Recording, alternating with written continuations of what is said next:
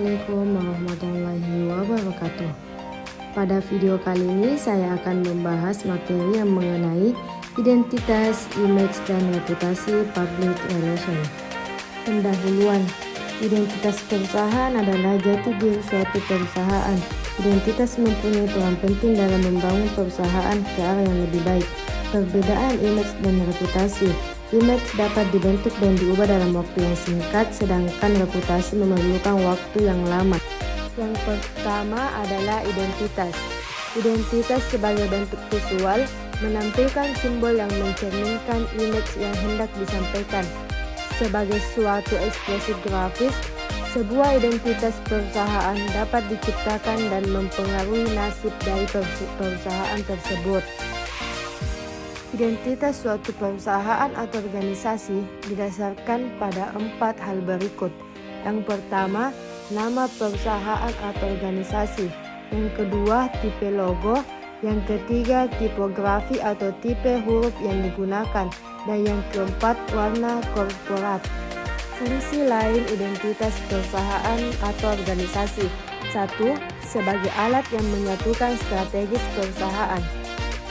Pertanyaan pertama yang muncul dalam pembuatan identitas perusahaan adalah bagaimana suatu perusahaan ingin dilihat oleh publik.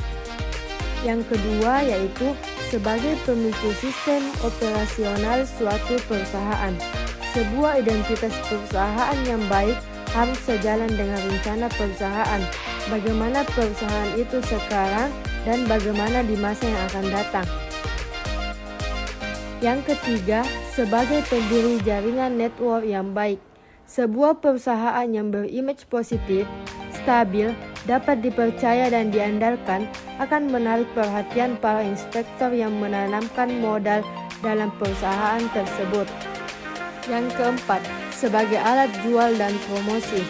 Perusahaan dengan image yang positif berpeluang besar untuk mengembangkan sayapnya dan memperkenalkan produk atau jasa yang baru.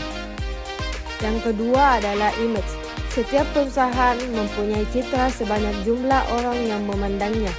Sebagai citra perusahaan datang dari pelanggan perusahaan, pelanggan potensial, bank krim, staf perusahaan, dan pesaing. Yang ketiga adalah reputasi.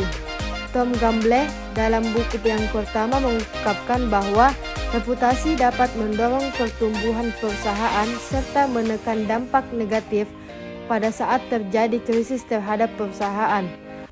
Cukup sekian, thank you for watching teman-teman, bye-bye.